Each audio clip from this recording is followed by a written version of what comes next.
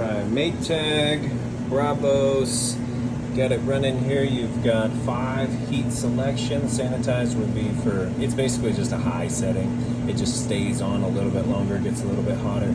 Signal, you can turn that off or you can kind of adjust it here. Once again, all manual switches, manual turn dial knob here. Wrinkle control, you can control here.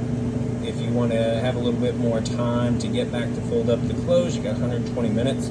You can actually set it between 60 and 120 minutes. Push to start, led trap's right here, and I've got it running right now.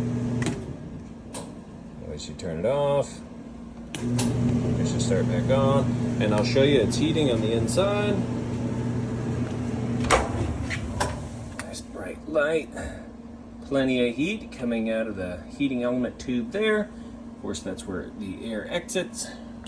Bright light, nice and clean. Good to go.